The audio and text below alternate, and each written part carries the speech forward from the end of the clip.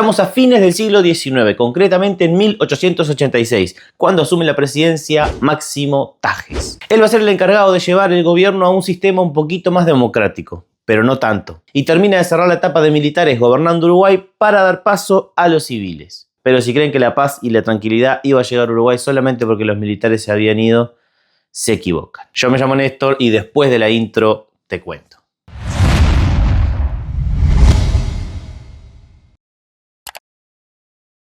Cuando renuncia Santos después de sufrir el atentado, tiene mi video arriba sobre militarismo si lo quieren ver antes de ver este, para entender quién fue Máximo Santos, qué pasó en su gobierno y cómo es que termina. Se retira a Europa a curarse las heridas de la cara y es elegido Máximo Tajes como presidente. Tajes no era un gran político y tampoco contaba con gran apoyo, de hecho los únicos que lo apoyaban era el ejército. Y decide, o se ve obligado, a disolver el 5º Batallón de Cazadores, que era una especie de policía que utilizaba Máximo Santos para tener poder, y la escolta presidencial. Y esto hace que la figura del presidente, que parecía intocable, aunque sabemos que de intocable no tenía nada, porque bueno, lo que le pasó a Santos, cada vez empiece a perder más fuerza. Quiero destacar que si bien Santos estaba en Europa, intenta volver a Uruguay para retomar el poder, pero se establece una ley que le prohíbe volver al territorio y se lo condena al exilio. Y al año siguiente se establece una ley similar con Lorenzo Latorre. Siento que Latorre se la comió de costado acá, porque en realidad el que tenía la idea de volver y retomar el poder había sido Santos, pero por la duda también le prohibieron la entrada a Latorre. Mirá si terminaba agarrando el poder o algo así. Se elige a Julio Herrera Lloves como presidente de Uruguay. Recuerden, las elecciones eran muy poco representativas. De hecho, en Uruguay en aquel momento vivían 650.000 personas y solamente podían votar 35.000, lo cual es un 5%. El 1 de marzo de 1890 asume la presidencia Herrera Lloves y comienza en Uruguay un nuevo periodo histórico. El civilismo.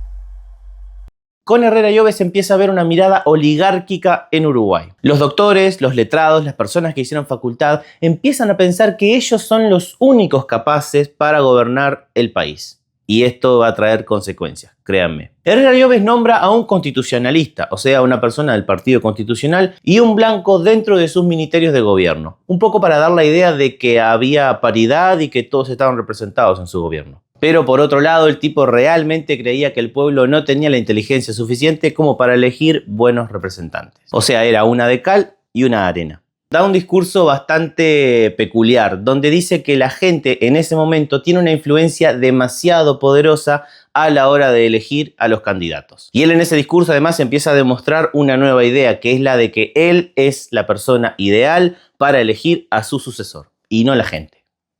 Y acá se mezclan las dos cosas, tanto que él piensa que es el mejor para decidir a su sucesor, como que él cree que la gente no es lo suficientemente letrada como para elegir buenos candidatos.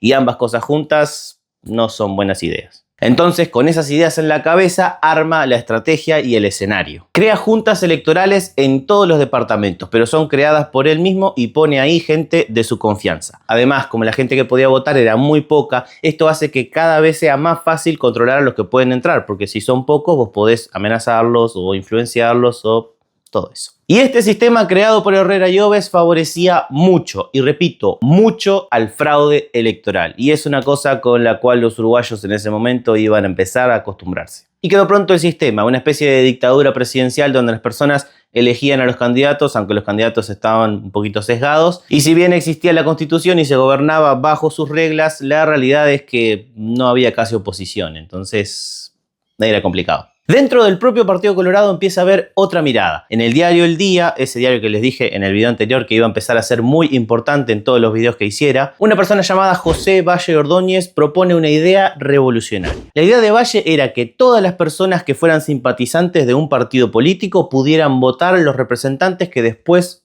formarían parte de la Asamblea General. Para explicarles la idea de Valle, primero les quiero explicar cómo funcionaba el sistema electoral. Las personas votaban, o sea, ese 5% votaba, los representantes que después iban a formar parte de la Asamblea General. Y eran las personas de la Asamblea General quienes elegían al presidente. Era como una especie de votación indirecta, porque vos elegías tu representante y confiabas que tu representante iba a hacer una buena elección a la hora de elegir un presidente. La idea de Valle es que todas las personas que fueran simpatizantes de un partido político puedan elegir a los candidatos que van a ir a la Asamblea General. Y en esta idea de Valle Ordóñez, las elecciones iban a ser libres, o sea que no importaba tu clase social o tus estudios, lo único que importaba era que fueras simpatizante de ese partido político. Es una mirada completamente revolucionaria y que rompe con el esquema que había en ese momento de que las elecciones en realidad era un privilegio de unos pocos. Valle viene y dice, no, las elecciones tienen que ser para todos. Y eso hace que gane mucho apoyo en los sectores populares y en la clase media. Pero Herrera Llobes estaba enfrascado con su mirada oligárquica y que solamente los que habían pasado por una facultad eran las personas capacitadas para elegir a sus gobernantes. Así que no le dio mucha importancia a la idea de Valle. Para 1894 ya estaba establecido el sistema de fraude y de oligarquía. Y Juan Idarte Borda, un amigo bastante cercano de Herrera Llobes que compartía esta mirada de que solamente los más letrados iban a saber cómo conducir el país, bueno, él es electo presidente de Uruguay. Y ya que les expliqué con la idea de Valle cómo funcionaban las elecciones generales, ahora les quiero explicar cortito, en versión resumida, cómo funcionaban las elecciones de la Asamblea General. Para ser electo presidente necesitabas tener un mínimo de 45 votos. Vos te proponías como candidato, la gente votaba ahí mismo y si llegabas a más de 45, entonces eras electo presidente. Entonces se hicieron elecciones y había dos posturas. Los que apoyaban a Herrera Llobes y esta mirada de oligarquía, de los letrados, las personas que habían pasado por una facultad y demás. Y por el otro lado, los que pensaban que eso era cualquier cosa y que no le convenía al país. Y hubo un par de intentos hasta que se pudo elegir un presidente. 21 intentos. Sí, durante 21 días, o sea, una elección por día, las personas de la Asamblea General votaron y votaron y votaron, pero nadie llegaba a los famosos 45 votos. Esto se los cuento para que vean cómo estaba la situación en ese momento. No había buenos candidatos, había muchas quejas por el sistema, hubo renuncias, mil cosas. El ejército formaba todos los días en la Plaza Constitución, porque en el momento que el presidente fuera electo y saliera a dar su discurso, el ejército entonces le iba a brindar su apoyo. Pero iban pasando los días y no se elegía un presidente. Entonces la mirada del ejército fue como, bueno, a ver, nosotros le dimos el gobierno para que ustedes elijan un presidente, pero si pasan tantos días y no pueden elegir un presidente, entonces volvemos nosotros al gobierno, no hay problema. Por fin, luego de 21 intentos, el 21 de marzo de 1894, Juan Idarte Borda es electo presidente de Uruguay. Y acá empiezan las cosas a ponerse más interesantes, créanme. Idarte Borda no era nada que ver a Herrera Llobes. Para empezar, no imponía tanto respeto y autoridad como su colega. De hecho, se dice que muchas veces los blancos pensaron en hacer una revolución y levantarse en armas contra el gobierno. Pero como el presidente era Herrera Llobes, que era un tipo que imponía su autoridad y demás, entonces la idea se diluyó. Pero asume Idarte Borda y él no le da espacio alguno a los blancos en su gobierno. De hecho, crónicas de la época dicen que Idarte Borda era un tipo sin habilidad alguna para la política y casi sin carisma. Así que con él las cosas solamente podían empeorar. Y empeoraron. En noviembre de 1896 hay elecciones legislativas y son un completo y absoluto fraude. A ver, Uruguay estaba acostumbrado al fraude electoral, pero es que en estas se le fue la mano impresionante. No es que había sido un error de conteo como otras veces había pasado. Esto era literalmente todo un sistema armado para que los únicos que pudieran ganar fueran del Partido Colorado y encima del ala que seguía las ideas de Herrera Llobes. Y les quiero contar un poco las estrategias para hacer fraude electoral porque me parecen muy variopintas y muy bizarras. Primero se usaba el típico ejemplo de darle votos a personas que ya habían fallecido. Entonces vos te encontrabas que una persona que falleció hace 1 o 2 años resulta que había ido a votar y mágicamente había votado por el Partido Colorado. Otra forma era evitar que las personas que vivían en el campo llegaran a la mesa de votación antes de que la mesa de votación cerrara. O sea, literalmente pasaban cosas en el camino, habían accidentes, los puentes no se podían pasar, se obstruían las carreteras, todo eso. Pero sin duda la que más resuena es la que les quiero contar en este momento. El voto en ese momento no era secreto, era cantado. O sea, vos te parabas frente a la mesa, decías tu nombre y decías el nombre del candidato que vos querías votar. Afuera, antes de entrar, un grupo de personas te invitaba a votar al candidato que ellos querían. Y ellos estaban atentos a lo que vos hacías, porque solamente escuchaban y sabían que vos habías votado a ese candidato o habías votado a otro. Si les habías dicho que votabas al candidato de ellos, pero al final terminabas votando en otro, prepárate porque a la salida te iban a estar esperando. Y no te iban a estar esperando necesariamente para darte amor, sino todo lo contrario. Por si esto fuera poco, en aquel momento los votos no se contaban en cada lugar, sino que se juntaban todas las urnas y se mandaban a Montevideo. Y en Montevideo era donde se realizaba el conteo. Mágicamente, en muchas ocasiones, las urnas no llegaban a Montevideo. Se perdían, se caían en un arroyo, pasaban cosas. O también pasaba que hay lugares donde, por ejemplo, votaban 500 personas, cuando llegaran a Montevideo las urnas iban a tener 700 votos. Y la mayoría, mágicamente de vuelta, iban a ser para el Partido Colorado. El fraude era total y descarado encima, ni siquiera les importaba disimular. Hay que destacar que el diario El Día y Valle Ordóñez son muy críticos con el sistema que había en ese momento. Y el diario La Razón, con Carlos María Ramírez, también. Y esto se los digo para que vean que dentro del propio Partido Colorado hay toda una mirada opositora a todo este sistema de oligarquía y de fraude electoral. Pero bueno. Para ese momento el Partido Nacional era la mitad del país en votos, pero solamente tenían 3 jefaturas políticas en el interior. Y eran más que nada simbólicas, porque en realidad no tenía poder alguno. Y todo esto fue creciendo y creciendo y creciendo hasta que en un momento parecía que iba a estallar. Y bueno, estalló. Todo esto que ocurría con los votos de los blancos y los colorados era muy repudiado por los blancos, que veían que si no se hacía algo, entonces los colorados iban a ser reelectos eternamente. Uno de los blancos que piensa de esta forma era un hombre que se llamaba Aparicio Saravia, y él tenía bastante experiencia con las revoluciones. No solamente había participado de la Revolución de las Lanzas, acá les dejo mi video sobre la Revolución de las Lanzas si quieren ver de qué se trata y demás, sino que además había acompañado a su hermano Gumersindo Saravia en la Revolución de Río Grande. Esto fue un intento del Estado de Río Grande de independizarse de Brasil, porque en ese momento estaban muy descontentos con la forma en que Brasil trataba a los estados y decían que no les permitía crecer económicamente. Durante esta revolución es herido de muerte el hermano de Aparicio, Gumersindo, y él es elevado al cargo de general, o sea que era un tipo que realmente tenía experiencia con revoluciones y guerras y todo eso. Con este currículum en su espalda empieza a idear una forma de terminar con ese fraude electoral y cambiar el sistema en Uruguay, y la solución a la que llega es una revolución. El 24 de noviembre, Saravia junto a 80 hombres van hasta La Coronilla, en Rivera, y al día siguiente lee una proclama donde invita a la gente a levantarse en armas contra el gobierno. En esta primera proclama, él logra reunir más o menos unos 1000 hombres, pero el gobierno llega y disuelve todo sin mucho problema. Saravia entonces se va a Brasil con la promesa de que la revolución recién estaba empezando y con la idea de volver a Uruguay pronto. Y recuerden que él en Brasil tiene muchos conocidos, muchos aliados, incluso amigos de su hermano. Entonces era un lugar donde él se hacía realmente fuerte. Desde Brasil envía a otro hermano, Chiquito Saravia, a Argentina, para que hable con la Junta de Guerra de Buenos Aires y le pregunte si contaba o no con su apoyo si quería hacer una revolución en Uruguay. Y la verdad es que a la Junta no le gustaba mucho la figura de Aparicio Saravia, porque si bien era un tipo que había estudiado y era un letrado, él estaba rodeado de gauchos y personas analfabetas, entonces lo veían como un bárbaro, como un bruto.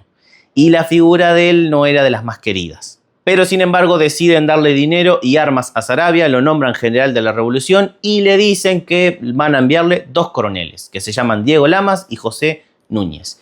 Y recuerden esos nombres porque van a ser muy importantes para las revoluciones que se vienen.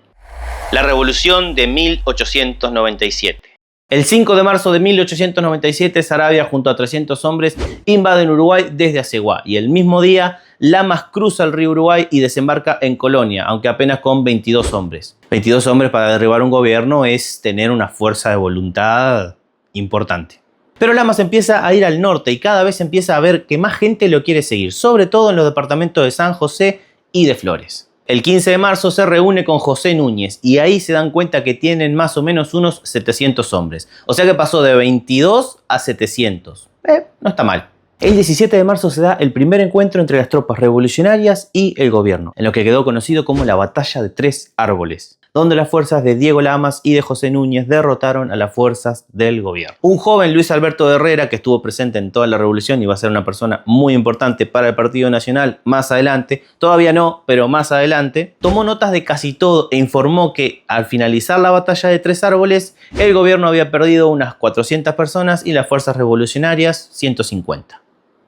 A los 2 días se da la batalla de Arbolito. Los revolucionarios armados casi todos con lanzas y armas muy rudimentarias y el gobierno con armas de pólvora y fusiles modernos. Realmente era muy desigual. Pero además en esta batalla es herido y cae el hermano de Aparicio Saravia, Chiquito Saravia. Y esto fue un impacto motivacional brutal para Saravia. Debieron ser días realmente contradictorios para Saravia, porque por un lado ganaba una batalla contra el gobierno y demostraba que ellos podían luchar, pero por el otro perdía a un hermano. Hay una historia que no se sabe si fue real o no, o si fue un invento para acrecentar la figura de Saravia, que dice que cuando él se entera que su hermano cayó en batalla, no se pone triste. De hecho, responde, y cito: él era un hombre comprometido con la revolución y la democracia, y un hombre así solo puede morir de esta forma. El 28 de marzo las tropas revolucionarias se reúnen en Tupambaé, o sea, se juntan por primera vez las tropas de Saravia con las de Lamas y las de Núñez, y desde ahí, juntas, empiezan a ver dónde van a atacar. Hay 3 batallas más que son muy importantes en esta revolución y se las quiero contar.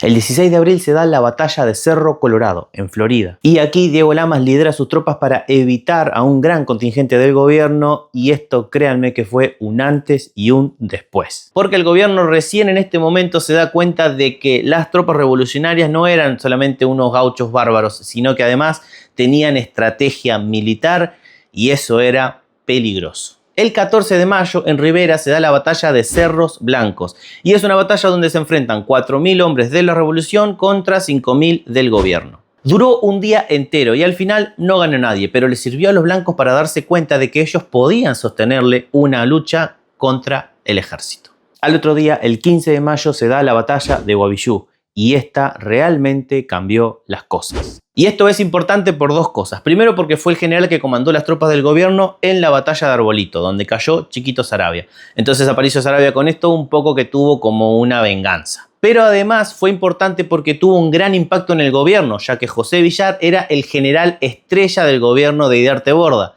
Y que fuera derrotado realmente fue un golpe motivacional muy grande. A raíz de esto, Idiarte Borda empieza a darse cuenta que está perdiendo el control militar del país, y además se suma que cada vez más gentes, blancos y colorados, empiezan a exigir paz. Acá hay una cosa que es importante aclararles para este momento y para más adelante, que es la familia de Aparicio Saravia. Aparicio Saravia tenía varios hermanos, pero no todos eran blancos. Basilicio Saravia, por ejemplo, era colorado, incluso había defendido al gobierno y había luchado por él contra la Revolución de las Lanzas, donde estaba su hermano del otro lado, o sea que ya venían las cosas media complicadas. No me quiero imaginar lo que era una cena de Navidad de esa familia. Cuando asume Idiarte Borda y empieza toda la revolución, él es ascendido a comandante militar del departamento de 33, porque sabían que tal vez la cercanía con Aparicio Saravia podía en algún momento beneficiar al gobierno. Y luego de estas batallas hay una especie de tregua donde se cuenta que Aparicio y Basilicio se reunieron para honrar a su hermano Chiquito Saravia que había caído, y en ese momento empiezan a hablar de que la revolución ya no llevaba gran cosa y empieza a asomar la ilusión de una paz. El 5 de agosto hubo manifestaciones en Montevideo, donde se dice que 20.000 personas salieron a las calles para exigir paz a cualquier precio. Y estas personas contaban el apoyo no solamente de los blancos, de la Asociación Rural, de la Cámara de Comercio, sino también de varios sectores del Partido Colorado, donde estaba también incluido José Valle y Ordóñez. El 25 de agosto de 1897 quedó marcado para siempre en la historia de Uruguay. Idiarte Borda va a la iglesia matriz, a una misa, a un Te Deum, y a la vuelta, mientras iba en su carruaje, es sorprendido por un joven que se llamaba Avelino Arredondo, y es el encargado de cometer el primer y único magnicidio en la historia de Uruguay. Y es importante destacar que Arredondo era colorado, o sea, no fue una persona de las fuerzas revolucionarias el que atentó contra Idiarte Borda, sino que fue alguien de su propio partido. Con la muerte de Idiarte Borda asume la presidencia Juan Lindolfo Cuestas, y en este momento la parte política de Uruguay empieza realmente a complicarse. Herrera y Oves le hacía oposición constante a Lindolfo Cuestas, y los sectores que lo apoyaban, una parte del Partido Colorado y los blancos, lo presionaban cada vez más para que llegara a la paz. El 18 de septiembre de 1897 se firma el Pacto de la Cruz, que fue un acuerdo entre el gobierno de Lindolfo Cuestas y el directorio del Partido Nacional para poner fin a la revolución de 1897. La Asamblea General aprobó esta firma casi por unanimidad, solamente una persona votó en contra, y fue Julio Herrera y Oves. De hecho, dicen que él declaró que este gobierno firma la paz porque no supo hacer la guerra. Él tenía el pensamiento que realmente la revolución se podía terminar con control militar, cada vez con más ejército y demás, pero nadie le importaba. La gente quería tener paz y tranquilidad y que se terminaran las revoluciones de una buena vez. Y este pacto tenía 2 partes, vamos a decirlo así. La primera le garantizaba que de los 19 gobiernos departamentales, 6 iban a ser sí o sí para el Partido Nacional, y esto le daba representatividad en la Asamblea General. O sea que ahí tenían territorio y además representación en la Asamblea General. Ok.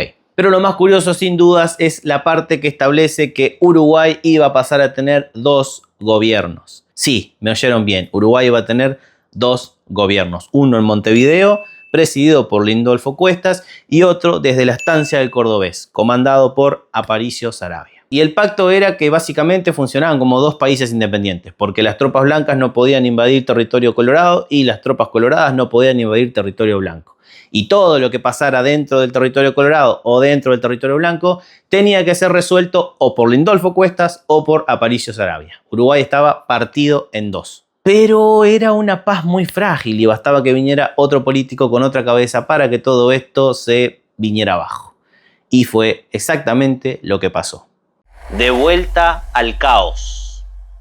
Cuando termina el periodo de Lindolfo Cuestas hay elecciones, pero la gente sabía que si la Asamblea General, que estaba toda tomada por gente muy cercana a Herrera y Oves, seguía votando, entonces iba a volver una persona muy similar a él. Y toda esta paz y esta idea de terminar la revolución iba a volver para atrás y iba a empezar de vuelta. Y aunque Lindolfo Cuestas contaba con el apoyo de los partidos políticos, del ejército y el apoyo popular, todo esto no significaba nada, porque al final los que resolvían las cosas era la Asamblea General. Entonces él toma las riendas y decide disolver la Asamblea General. Y hace así un golpe de Estado. Una vez siendo dictador, crea un Consejo de Estado. O sea, le cambia el nombre de Asamblea General a Consejo de Estado. Y nombra ahí 88 miembros. Y ese Consejo de Estado estaba conformado por 58 colorados, 24 nacionalistas y 6 constitucionalistas. A ver, si bien era desproporcionada la cantidad de colorados que había para la cantidad de votos que tenía, porque el Partido Nacional y el Partido Colorado estaban medio ahí, la realidad es que tener un Consejo de Estado donde estaban los 3 partidos políticos era una cosa increíble y nadie en ese momento se quejó porque era realmente una representatividad que antes no existía. Pero Cuestas no para por ahí y se mete de lleno a eliminar completamente este sistema electoral que termina siendo tan fraudulento. Elimina el registro civil y crea uno nuevo, uno que está abierto durante todo el año, así que ahora cualquier persona puede ir en cualquier momento y anotarse para votar, cosa que antes solamente podía hacerse en ciertos periodos. Además, ahora las juntas electorales son las que encargadas de supervisar las mesas de votación, justamente para evitar que ocurran fraudes y esas cosas. Y por último, se exige que incluso las minorías tengan representatividad en las mesas de votación. Es un cambio tremendo el que hace Cuestas y parece que por primera vez realmente el sistema electoral va a ser mejor en Uruguay. Una vez terminado todo esto ya no tenía sentido seguir siendo dictador, una cosa que él nunca quiso ser, así que el 15 de febrero renuncia y le entrega el poder al presidente del Senado. El 1 de marzo se realizan elecciones y Juan Lindolfo Cuestas es electo presidente. Si bien no existe la reelección en Uruguay y es anticonstitucional, lo que pasó acá es que Lindolfo Cuestas agarró el periodo de Idiarte Borda, porque bueno, tuvo el atentado y esas cosas. Después fue dictador y después le entregó el poder al Senado. Él nunca fue presidente electo, entonces eso lo habilitaba, ahí en una zona un poquito gris, lo habilitaba para presentarse a las elecciones. Se presenta y las gana. Además, su golpe de Estado y su dictadura no fue vista con malos ojos, sino que era, como muchas personas decían en ese momento, un mal necesario para reformular todo. Pero como les dije, todos estos cambios que hubo no tocaron en ningún momento la parte de que había en Uruguay 2 gobiernos, uno en Montevideo y otro en el interior desde la estancia del Cordobés. Y esto era realmente complicado porque de vuelta, cuando el gobierno necesitaba algo de los territorios blancos, le tenía que pedir a Aparicio Saravia y él era el que resolvía. O sea que el gobierno realmente no tenía poder y autoridad ahí. Además había un miedo muy presente y es que cualquier discrepancia podía terminar de vuelta en una revolución. En 1901 se hacen elecciones para decidir quiénes van a estar en la Asamblea General. Recuerden, esos que ahora se llama Consejo de Estado y que van a ser quienes deciden quién es el presidente. Se termina de conformar este consejo con 40 personas del Partido Colorado, 29 del Partido Nacional y un par de lugares más que se van a resolver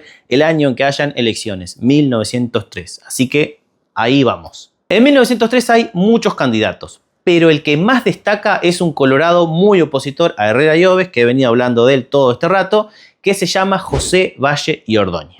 Él es electo con 55 votos en 82 y tiene apoyo de todos los partidos políticos, de los blancos, de los constitucionalistas y de los colorados. Y es importante esto destacar de los blancos porque Eduardo Acevedo Díaz lo apoya. Gracias a este apoyo lo expulsan del Partido Nacional porque dicen que había traicionado los valores del partido y demás. Y este hecho va a ser muy importante para desencadenar un montón de cosas que van a pasar ahora. Así que ya antes de asumir habían pasado muchas cosas, pero el 1 de marzo de 1903 asume la presidencia José Valle y Ordóñez. Hay que destacar que hay un gran sector del Partido Colorado que no ve con grandes ojos a Valle y Ordóñez, por dos cosas. Primero, porque es hijo de Lorenzo Valle y el gobierno de su padre no había sido de los mejores. Y segundo, porque se dice que era demasiado joven para ser presidente. Y estamos hablando de que Valle tenía 47 años cuando asume la presidencia por primera vez. Sí, dije por primera vez porque Valle va a ser presidente de vuelta y los gobiernos de Valle fueron muy importantes para la historia de Uruguay, pero hoy no estamos hablando de los gobiernos de Valle y sí de la revolución. Así que todas las cosas que hizo Valle queda para más adelante. Ahora solamente importa la revolución. El Pacto de la Cruz, el fin de la revolución de 1897, dice que hay 6 jefaturas que tienen que estar en manos del Partido Nacional. Y Valle lo respeta, pero comete un desliz. Y es que le da 2 jefaturas de esas 6 a personas que estaban con Eduardo Acevedo Díaz. Y recuerden que él había sido expulsado del Partido Nacional. Entonces ya esa movida no les gustó para nada a Aparicio Saravia y a los blancos. Pero bueno, quedó ahí, solamente en un disgusto. El 16 de marzo se da lo que quedó conocido como la demostración de Nico Pérez. Y esto fue que 15.000 personas comandadas por Aparicio Saravia se reunieron simplemente para demostrarle al gobierno que estaban listos para luchar. Bastaba simplemente con que Aparicio Saravia dijera: nos levantamos en revolución y hay una revolución. Un poco intimidante la cosa. Y esto hizo que el gobierno fuera como loco a querer negociar. Y acá empieza a darse una serie de hechos que termina desembocando en... Bueno, no les voy a contar, ya lo van a ver. Se llega a un acuerdo, el famoso pacto de Nico Pérez, donde se establece que el Partido Nacional ahora iba a tener el control sobre Rivera. Recuerden esto porque es muy, muy importante para la trama. Además, se le iba a dar el poder en 4 departamentos. Sin embargo, Valle iba a tener la potestad de poner a quien quisiera como gobernante del departamento de San José. Y los blancos aceptaron eso. Acá hay un detalle que me voló la cabeza cuando lo estudié, y es que Aparicio Saravia y Valle Ordóñez nunca se conocieron cara a cara. Simplemente se comunicaban y había una persona que se llamaba José Pedro Ramírez que era el encargado oficial de llevar cartas y telegramas de un lado al otro, pero ellos nunca se vieron las caras. Yo eso no lo sabía. Luego de firmar este acuerdo se dispersan los 15.000 hombres y Uruguay esquiva la bala de la revolución una vez más. Pero a Valle no le gustó para nada esta idea y no se quedó tranquilo, y durante meses empezó a comprar municiones, a comprar armas y a rearmar el ejército, porque él pensaba que realmente se podía venir algo, y bueno, no le erró. Al finalizar el año de 1903, la policía y el ejército contaba con 36.000 personas, así que si en algún otro momento Saravia lograba reunir 15.000, que sepa que ahora el gobierno tiene más del doble, por las dudas. La revolución de 1904. La cosa empezó en Rivera, por eso les dije que recordaran que a partir del pacto de Nico Pérez iba a pasar Rivera a mano de los blancos, eso es muy importante. Ahí empieza todo. Y realmente pasa todo de una forma muy, muy curiosa. Carmelo Cabrera era el jefe de Rivera y era un blanco muy unido a Aparicio Saravia. Había un hombre, un ciudadano común que no era político ni nada, que se llamaba Gentil Gómez y él era un poquito problemático. Se dice que le gustaba mucho la bebida y demás. Bueno, no importa. El tema es que, borracho o no, hizo un par de altercados y el gobierno de Carmelo Cabrera lo mete preso. Pero resulta que al final este tipo no era un tipo cualquiera, sino que era hermano del jefe de la ciudad de Santana do Livramento, que es la ciudad que está al lado de Rivera y pertenece a Brasil. El alcalde de Santana do Livramento aparece en la frontera de Uruguay con 400 hombres y amenaza con invadir el territorio uruguayo para rescatarlo a su hermano. Y Cabrera se vuelve loco cuando ve eso, porque son 400 personas y él no tiene las fuerzas para defenderse. Entonces le pide ayuda al gobierno. Pero ojo, porque le pidió ayuda al gobierno equivocado. Desde Rivera habla con Montevideo y le pide ayuda a Valle, y Valle mueve sus tropas de Tacuarembó hacia Rivera. Pero eso hace que las tropas coloradas invadan territorio del Partido Nacional. La presencia de tropas del gobierno de Montevideo en territorio del Partido Nacional rompía completamente el Pacto de la Cruz y también lo establecido en el Pacto de Nico Pérez. Entonces, las cosas empezaron cada vez a quedar más tensas entre las dos partes. Se le solicitó a Valle en varias oportunidades que retirara sus tropas de Rivera, pero él respondía que él era el presidente de Uruguay y el presidente de Uruguay tiene la potestad de mover el ejército a donde le plazca. Valle era un tipo duro.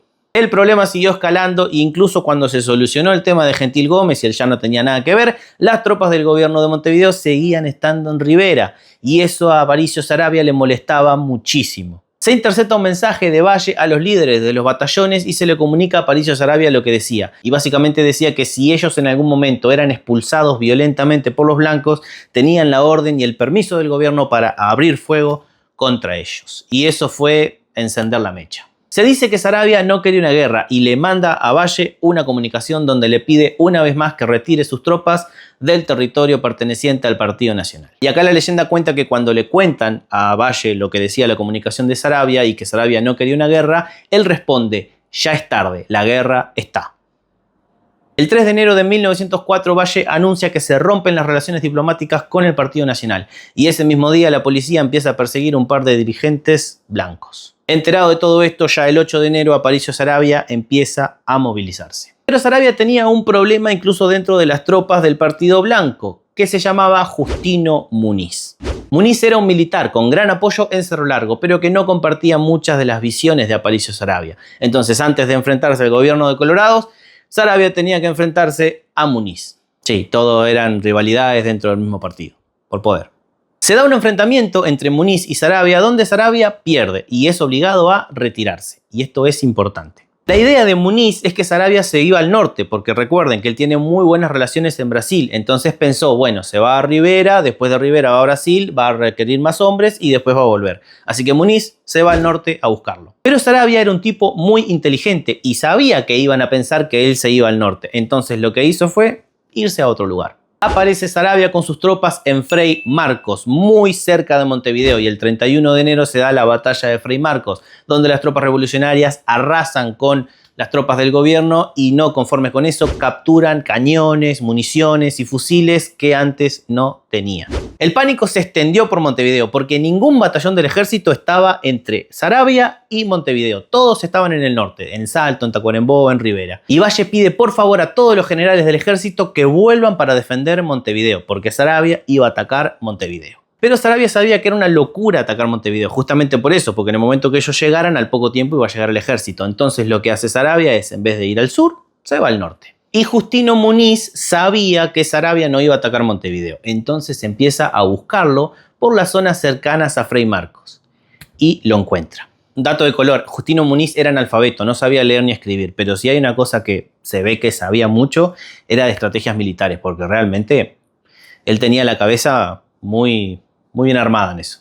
Saravia no esperaba que lo siguieran y es sorprendido por las tropas de Muniz. De hecho, hay una historia muy curiosa que cuenta que cuando le avisan a Saravia que se vienen las tropas de Muniz, él no les cree. Dice, no, ustedes vieron mal, o sea, realmente... Y la persona que le fue a avisar le dijo, si usted no me cree, vaya usted mismo a verlo. Fue a verlo y realmente sí, se venían las tropas de Muniz. Se da la batalla de Paso del Parque, donde 10.000 fuerzas revolucionarias se enfrentan a 7.000 comandadas por Justino Muniz. Y es en este momento que Saravia es derrotado. Y todas esas armas y fusiles y cañones que habían adquirido en Frei Marcos vuelven a manos del gobierno. Saravia entonces se retira y Muniz no lo persigue porque entiende que realmente le quedaron muy pocos hombres, todos muy mal armados y que la revolución ya se había terminado. Pero ahí se equivocó.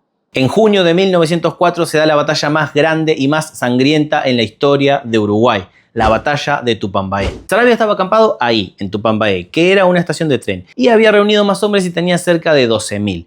El tema es que de esos 12.000 solamente podían pelear 3.800, porque el resto no tenían armas, tenían lanzas o cuchillos, pero ir con eso contra un arma de fuego realmente era una locura. Y llegan del gobierno 5.000 tropas para enfrentarse a Saravia. La batalla duró 3 días y solo se terminó porque ambos lados se quedaron sin municiones y se retiraron. Al final quedó un saldo de 2.500 hombres caídos entre heridos y muertos y yo quiero que ustedes se imaginen lo que es durante 3 días tener 9.000 personas que se están disparando, que están gritando, que están matándose, o sea, realmente es una locura. Terminada la munición de ambos bandos, los dos se retiran y se ve esto como una especie de empate, aunque en realidad, visto a lo lejos, parece más una victoria del gobierno que un empate. Acá les quiero contar un detalle que ocurrió antes de la batalla de Tupambaé, pero que es importante en este momento. El 6 de junio, Saravia habla con Buenos Aires para comprarle armas porque realmente se estaba quedando sin armas y sin munición. Buenos Aires le vende armas y se las envía por Salto y es encargado a Abelardo Márquez de ir a buscarlas. Cuando Márquez toma las armas, es también recibida una orden desde Buenos Aires que dice que conquiste la ciudad de Salto, porque desde ahí Buenos Aires le iba a dar cada vez más apoyo a la revolución y querían que fuera una especie de puesto avanzado. Bueno, Ok. Márquez cumple esas órdenes y es un fracaso total porque no solamente sus tropas son derrotadas, sino que todas las armas que había comprado Aparicio Saravia se las requisa el gobierno. Sin esas armas perdidas en Salto y después de la batalla de Tupambaé, la revolución quedó en cero de municiones y de armas. Y Aparicio Saravia le pide a Buenos Aires más armas, pero esta vez va él mismo a buscarlas. Una vez que toma las armas cerca del río Uruguay, vuelve hacia la frontera con Brasil y desde ahí ahora tiene el ejército más armado y más grande que tuvo nunca. El 1 de septiembre de 1904 las tropas blancas y coloradas se enfrentan cerca de la ciudad de Massoyer, en lo que quedó conocido como la Batalla de Massoyer. Y la verdad es que los blancos tenían mucha fe y mucha confianza para esa batalla, porque tenían más tropas que el enemigo, porque tenían mejores armas y porque nunca antes habían estado tan bien. Pero la realidad es que pasaron cosas. Saravia estaba paseándose enfrente a sus tropas, dándoles un discurso y diciéndoles por qué tenían que luchar, como una especie de arenga. Y él siempre utilizaba su poncho blanco mientras iba a caballo. Se dice que varios escoltas y generales de él le decían que por favor dejara de hacer eso, porque realmente un punto blanco a lo lejos es un objetivo muy fácil. Y él nunca les hizo caso. Mientras Saravia está hablando pasa lo impensado y es que una bala lo golpea y casi lo tira de su caballo, ahí, frente a todo el mundo. Y acá le quiero contar una teoría sobre qué fue lo que pasó porque realmente es muy interesante. Se dice que Valle, que tenía muchos contactos en Europa, contrató a un francotirador inglés para que viniera a Uruguay y terminara con la revolución.